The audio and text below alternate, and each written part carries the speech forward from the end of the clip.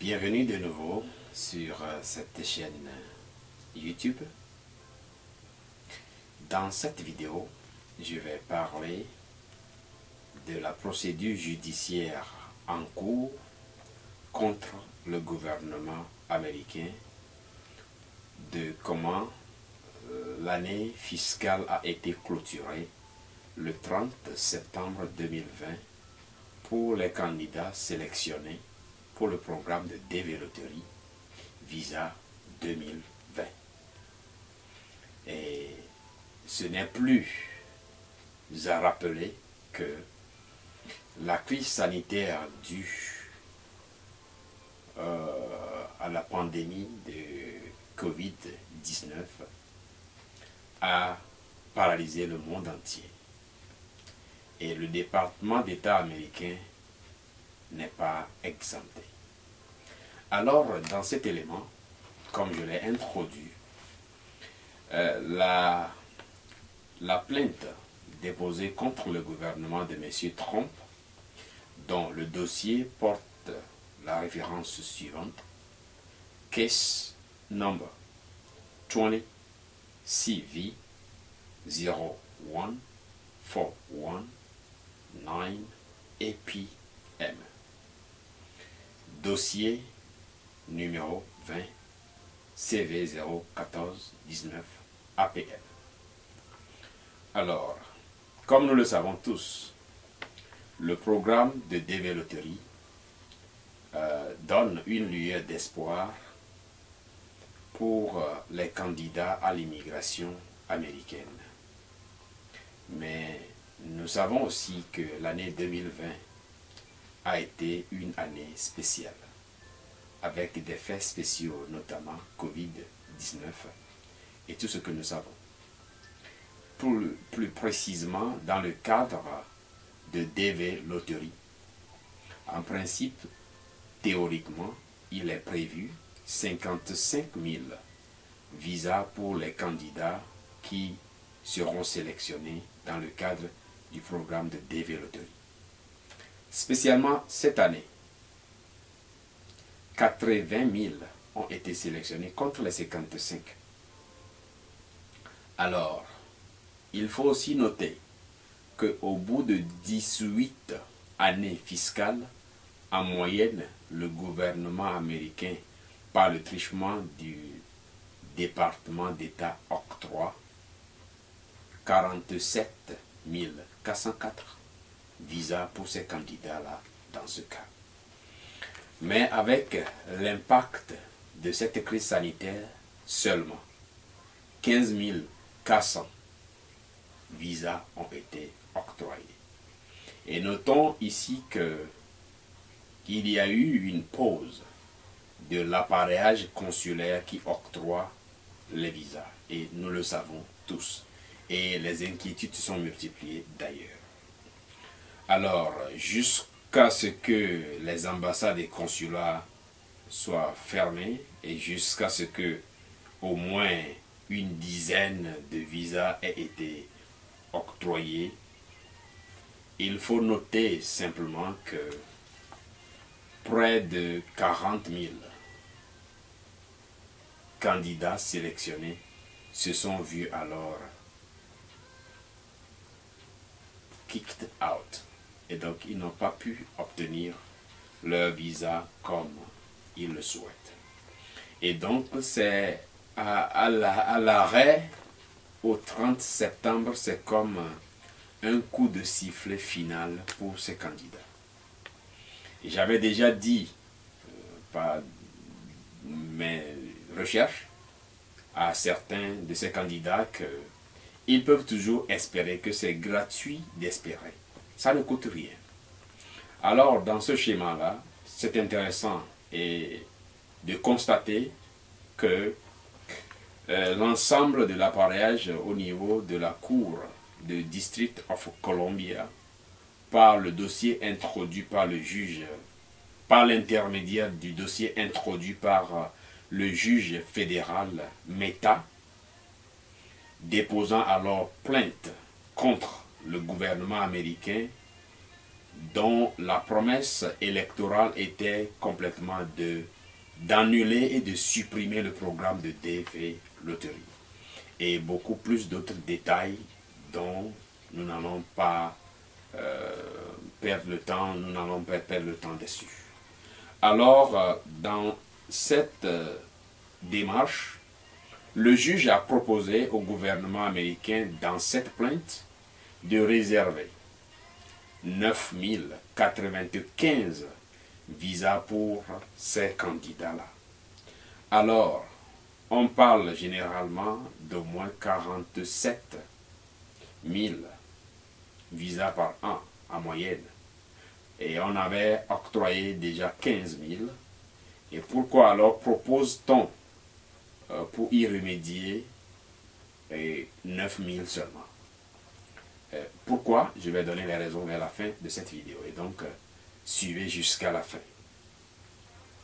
Alors, théoriquement, quand Meta a proposé, quand le juge Meta a proposé 9095, d'autres juges lui ont suggéré 30 000 pour avoisiner un peu les 47 000. Donc si on devrait ajouter 30 000 aux 15 000, ça ferait alors 45 000, soit une différence en moyenne de 2000 poussières. Mais Meta a rejeté catégoriquement leur proposition en indiquant qu'il faut observer et tenir compte de l'impact que la pandémie de coronavirus a eu sur le fonctionnement du système global consulaire des États-Unis. Et d'ailleurs, le monde entier a été complètement paralysé. Donc les États-Unis ne font pas exception. De deux, en plus du fait que l'impact a bloqué, a paralysé, a complètement fait foirer le système, il faut aussi tenir compte de l'importance de la vérification, de la moralité, du sérieux des candidats. C'est ici le lieu d'indiquer alors à tous les candidats potentiels de prendre ceci au sérieux parce que le gouvernement américain fait des enquêtes, fait des contre-expertises sur la base d'abord des informations fournies par les candidats. Et notamment, ils ont introduit récemment les comptes de réseaux sociaux des candidats. Mais il est aussi à noter que WhatsApp aussi fait partie de ça, Telegram fait partie de ça, et même plus précisément les numéros de téléphone. Les Américains ont les moyens de savoir ce que vous dites à travers le téléphone. Et ce n'est pas seulement les candidats, tous les présidents du monde sont écoutés, nous le savons tous. Ce n'est pas pour porter du discrédit sur une administration, un pays, un président, mais notons simplement que tout ce que nous disons par le téléphone, par n'importe quel système, dans la mesure où ça transite par quelque chose, le canal par lequel cela transite appartient à quelqu'un ou à un groupe ou à une entité. On ne peut pas alors ignorer cela et donc soyons vigilants et sérieux dans tout ce que nous allons faire pour que le désir, le rêve américain ne soit pas empêché par nos propres attitudes. Et ça, c'est juste un avertissement. Revenant alors sur les faits, Meta a défendu cela, que le système a été bloqué pendant pratiquement 9 mois ou 7 mois. Et donc, si on revient sur cette base, et avant d'octroyer, donc, n'est-ce pas, les visas, il faut cette enquête, il faut avoir ouvert le consulat. Et il faut aussi noter que DV 2021 ou bien 2021 aussi est en cours. Il faut du temps, il faut les ressources pour traiter tous les dossiers et octroyer les visas. C'est aussi important de signaler ici que le USCIS, le service d'immigration, s'est plaint à plusieurs reprises et a même demandé à licencier son personnel parce qu'il manque de ressources. Et c'est ça, sans compter que le programme de DV, comme n'importe quel système d'immigration vers les États-Unis, génère des millions de dollars au pays. Les statistiques sont publiques, ce n'est pas caché. Vous pouvez alors aller sur les statistiques de visa et combien cela procure au gouvernement américain. Ils n'ont pas donné de visa, alors que ces fonds-là sont censés être utilisés dans le traitement, la production des cartes et tout ça, payer le personnel. Il n'y a pas eu de recettes, alors qu'il y a des dépenses. Et en plus, les difficultés ont été rendues publiques et ça a fait l'objet de menaces vis-à-vis du gouvernement. Bon, bref, nous n'allons pas aller dans ces détails, mais il faut tenir compte de ces trois paramètres, notamment le temps qui n'a pas été productif à cause de la maladie qui sévit, et le temps nécessaire et les moyens, surtout pour faire la contre-expertise, faire les enquêtes de moralité sur les candidats avant d'aller à l'étape supérieure. Et en plus, une autre année fiscale s'est déjà ouverte. Alors, quand on prend tout cela en compte, alors mathématiquement, cela se résout à cette formule. À l'arrêt, la différence était de 11, bon, le nombre était alors à 11 023. Et donc, si on se base sur la base théorique des 47 404 visas qu'on octroie sur la moyenne des 18 années fiscales, alors on se retrouve avec 36 381 comme différence. Alors, cette différence représente 75% alors du nombre de visas qui peut être alors octroyé.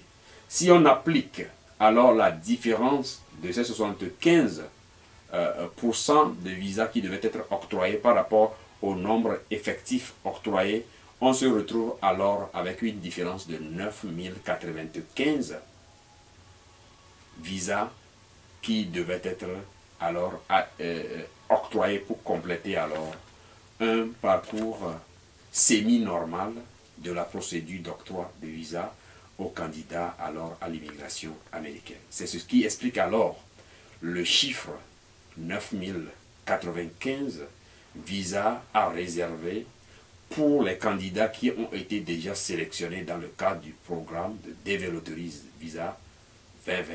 Alors, c'est l'explication qu'il faut alors retenir. Et donc, les doigts sont alors croisés et on espère que la justice américaine va trancher en faveur donc des plaignants. Et si ceci arrive, alors les candidats sélectionnés dans le cadre de 2020 se verront alors octroyer le visa dans l'ordre chronologique de succession, etc. Et donc, nous ne pouvons que souhaiter une bonne chance à tous ces candidats qui sont en attente de voir le verdict. Ce sera tout pour le moment. Comme vous le savez, cette chaîne, c'est pour tout le monde. Nous n'avons pas décidé de créer cette chaîne, mais les événements, surtout ceux que nous accueillons aux États-Unis et les difficultés qu'ils éprouvent et les problèmes que nous avons rencontrés, nous ont amenés alors à créer une entreprise, une société, une ONG. Et nous ne sommes pas les seuls qui faisons ce travail, mais nous nous efforçons de faire ce que nous pouvons. Alors si vous aimez cette vidéo, nous vous invitons alors de partager, d'aimer, de commenter. Et surtout si vous voulez alors poser des questions secrètes qui ne sont pas publiques, vous êtes libre d'aller sur notre page web bsbiztogo.org/contact et vous nous envoyez alors vos questions. Nous essaierons de répondre dans la mesure du possible. Pour ceux qui sont au Togo et précisément à Lomé, vous pouvez nous rendre alors dans nos locaux. Si nos collaborateurs ne sont pas en mesure de vous aider, ils vous donneront rendez-vous, soit moi ou un de mes collaborateurs va s'entretenir avec vous. De toutes les façons, nous prendrons au sérieux vos informations et pour rien au monde, nous allons nous permettre de les divulguer. Et donc, vous êtes en toute confiance et donc, sentez-vous libre de venir à nous. Merci beaucoup et on se retrouve dans la prochaine vidéo.